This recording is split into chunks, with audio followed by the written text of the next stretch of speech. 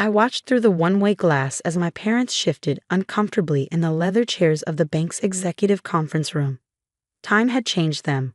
Father's hair now completely silver, mother's perfect posture slightly stooped. But their air of entitled superiority remained intact even as they prepared to beg for financial salvation. The Chen family's request for a $50 million emergency loan. Thomas, my CFO, reviewed the file in front of me. Their real estate empire is on the verge of collapse. Overextended, overleveraged, and severely impacted by the market downturn. I nodded, studying my parents' faces. They hadn't seen me in 20 years, not since the night they'd thrown me out for choosing love over their arranged marriage plans. My name is Victoria Chen, and 2 decades ago, I was the perfect daughter of one of San Francisco's wealthiest families. Then I fell in love with James Walker, a brilliant software engineer from a working-class background. My parents' response had been swift and absolute: marry their choice, wealthy real estate heir Andrew Kim, or be cut off completely. I chose James. They don't know you own Meridian Bank? Thomas asked quietly. No, I replied, remembering the day I'd walked away from my family's wealth and privilege. They probably assume I'm living in some middle-class suburb, married to my poor husband. The irony wasn't lost on me. James's software innovations had made us billionaires within 10 years of our marriage, while my parents continued building their real estate empire the old way, through connections, leverage, and family money. We quietly revolutionized financial technology. 5 years ago, we'd bought Meridian Bank as part of our expansion into financial services. Now, watching my parents await their fate in that conference room, I thought about all they'd missed. Our wedding, celebrated with friends who loved us for who we were, not what we owned. The birth of our children, now teenagers who'd never met their grandparents. Every success, every milestone, every moment of the life they deemed beneath them. Their financials are worse than they're admitting, Thomas continued, flipping through reports. Without this loan, they'll default on multiple properties within months. The Chen empire will collapse. I studied the papers in front of me. The numbers told a clear story. My parents had overextended, betting big on luxury developments just before the market turned. Their old methods of doing business, relying on personal relationships and social connections, hadn't adapted to changing times. Mrs. Walker. Thomas's voice pulled me from my thoughts. How would you like to proceed? Before I could answer, the conference room door opened and Robert Nash, our senior loan officer, entered to meet with my parents. I turned up the room's audio. Mr. and Mrs. Chen, Robert began formally. I've reviewed your loan application. Surely you know our reputation, my father interrupted, his voice carrying that familiar note of aristocratic assumption. The Chen family has been a pillar of San Francisco society for generations. Yes, sir, Robert replied smoothly. However, in today's market, reputation alone isn't sufficient security for a loan of this magnitude. My mother's back stiffened. We have collateral. Properties, assets. All heavily leveraged, Robert countered. Your debt-to-equity ratio is concerning and your recent projects have significantly underperformed projections.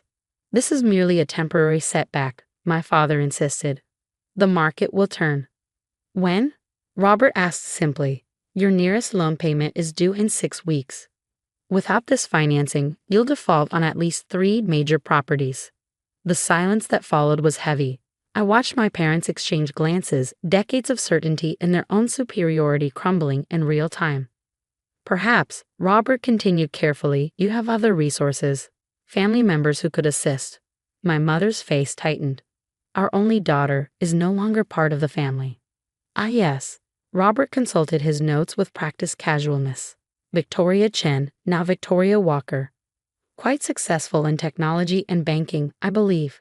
Her company's market cap recently exceeded $20 billion. I had to admire Robert's technique as he let that information sink in. My parents' expressions shifted from dismissal to shock as they processed the reality of their disowned daughter's wealth. Victoria, my father's voice cracked slightly. That's impossible. She married that engineer. James Walker, Robert supplied.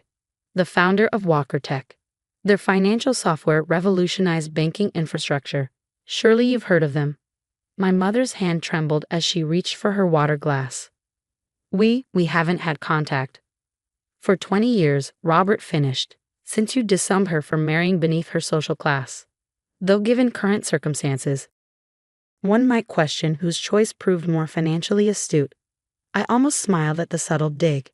Robert was playing his role perfectly, letting my parents face the full impact of their past decisions. The loan, my father tried to redirect, his voice less certain now. Surely our assets are insufficient, Robert stated flatly. Without additional security or a guarantor, I cannot recommend approval. The weight of those words settled over the room.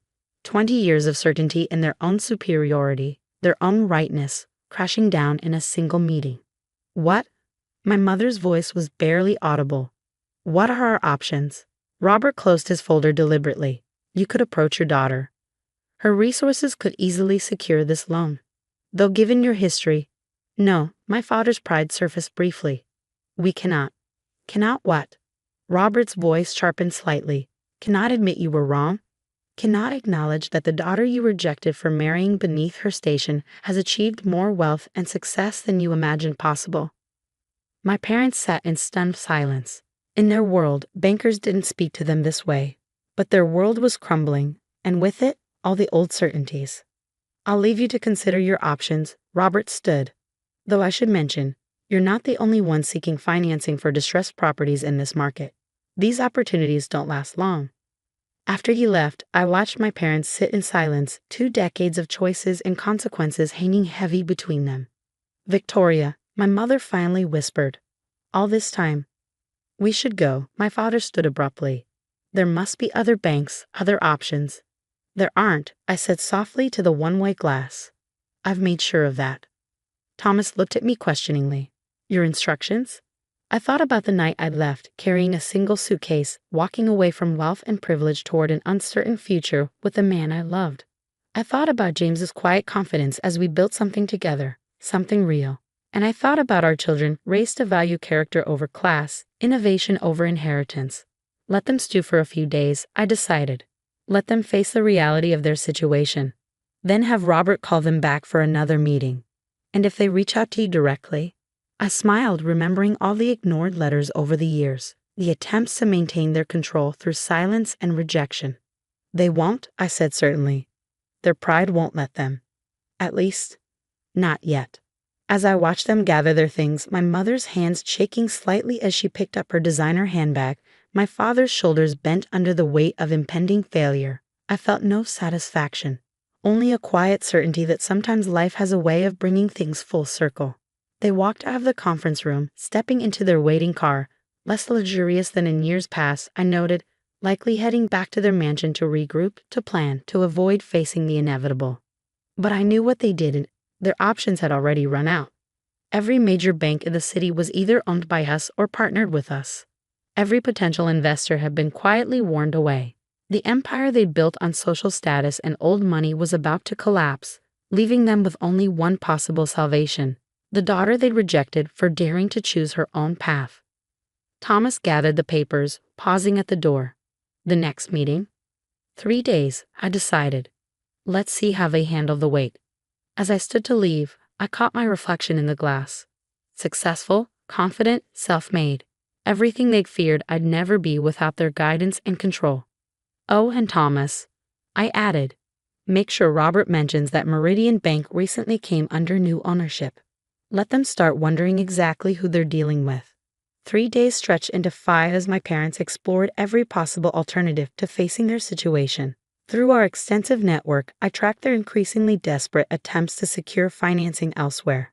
Each inquiry met with polite but firm rejections. They've started selling assets, Thomas reported, setting a folder on my desk. Their vacation home in Aspen, 3 luxury cars, your mother's jewelry collection. I picked up the folder, studying recent photos of my childhood home. The perfectly manicured gardens looked slightly overgrown now, the grand facade showing signs of deferred maintenance. And the company? I asked, though I already knew the answer. Share price is falling. Contractors are demanding upfront payments. 3 major projects are at risk of complete shutdown. The Chen family empire, built over 3 generations, was crumbling in real time. And still my parents resisted the obvious solution. Then came the call we'd been waiting for. They've requested another meeting, Robert announced. but with one condition. They want to meet the bank's owner. I closed my eyes briefly, 20 years of memories washing over me. Set it up. Tomorrow, 10 a.m. That evening, I told James about the meeting. He listened quietly as he always did, his brilliant engineer's mind processing the implications. Are you sure about this? He asked finally. We could buy their properties through intermediaries, save their company without revealing yourself. I shook my head. No, they need to understand exactly how wrong they were. About you, about me, about everything they thought they knew about worth and value. He pulled me close, and I breathed in the familiar scent of the man they deemed unworthy of their daughter. Whatever you decide, he said softly, I'm with you, just like always. The next morning, I dressed carefully, not in the designer labels my mother had insisted were essential to our social status, but in a perfectly tailored suit that spoke of confidence rather than wealth, success on my own terms. I'd arrived early, watching through the one-way glass as my parents were escorted into the conference room. They looked tired, the strain of impending financial ruin evident in their postures. Mrs. Walker. Thomas appeared at my side. They're ready. I took a deep breath. Let's finish this. The moment I walked into the conference room, time seemed to stop. My mother's hand flew to her throat, her face draining of color. My father half rose from his chair, sinking back as recognition hit him fully. Victoria, my mother whispered. Hello, Mother. Father. I took my seat at the head of the table, noting how their eyes tracked my every movement. I believe you wanted to meet the owner of Meridian Bank. The silence that followed was deafening. 20 years of rejection, of pretending I didn't exist, shattered by the reality of their current situation. You, my father's voice cracked. You own the bank. Among other things, I kept my tone professional. Walker Tech, my husband's company, you remember James, the unsuitable engineer, has grown significantly since you last saw us. All this time, my mother's perfectly maintained facade cracked slightly. You've been successful? Yes, I opened their loan application. Unlike Chen Developments, which appears to be on the verge of collapse, my father's pride made one last attempt. We don't need. Yes, you do, I cut him off. You need $50 million immediately to avoid default. Another $100 million within 6 months to stabilize your projects. Without it, 3 generations of the Chen family legacy disappears. They sat in stunned silence as I laid out their situation with brutal precision. How? My mother's voice trembled. How did you build all this? I gestured to our surroundings. Without your connections, your social circle, your arranged marriages, by understanding that true worth isn't about who you know or where you come from. It's about innovation, adaptation, seeing the future instead of clinging to the past. Victoria, my father leaned forward. Whatever happened, we're still family. Are we? I met his gaze steadily. 20 years ago, family meant controlling who I could love. It meant choosing status over happiness. It meant turning your back on your only daughter because she saw value in something beyond your narrow definition of worth. We were trying to protect you, my mother whispered. No, I corrected quietly. You were trying to control me. There's a difference. I pulled out another folder, photos of my life they'd missed. My wedding to James, the birth of our children, holidays, celebrations, moments of joy shared with people who loved us for who we were, not what we owned. Your grandchildren, I said, watching their faces as they stared at images of teenagers they'd never met. Emma's starting college next year, MIT, early admission. Michael's already developing his own software. They've never known their grandparents, never understood why their mother's family chose pride over love. Tears rolled down my mother's face as she touched the photos. My father's hands trembled slightly. The loan application, I continued professionally. I'll be direct. No other bank will help you. We made sure of that. Your only option is Meridian Bank, is me. What? My father swallowed hard. What are your terms? I placed a document on the table. Full disclosure of all assets and liabilities. Complete restructuring of management. You'll step down. Professional executives will be appointed. And I paused, letting the moment stretch. And, my mother prompted, and you'll both attend Sunday dinner at my house. Every week, you'll get to know your grandchildren, not as heirs to a fortune, but as the remarkable people they are. You'll see the life you rejected, understand the happiness you dismissed as beneath you. They stared at me, decades of pride warring with desperation. If we refuse, my father asked quietly, then Chen Developments fails, your empire collapses, and you spend your retirement wondering if your social status was worth the family you lost. The silence that followed was heavy with 20 years of choices and consequences. When? My mother's voice wavered. When is dinner? Sunday at 6, I stood gathering my papers. Don't be late. Emma's making her grandmother's dumplings. The ones you taught me before status became more important than family. As I walked to the door, my father called out, Victoria, we were wrong. I turned back, seeing for the first time not the powerful parents who'd shaped my childhood, but two elderly people facing the consequences of their choices. Yes, I said softly. You were. The question is, are you ready to make it right? The following Sunday, at exactly 6 o'clock, a car pulled up to our house. Not their usual luxury vehicle, but a modest sedan.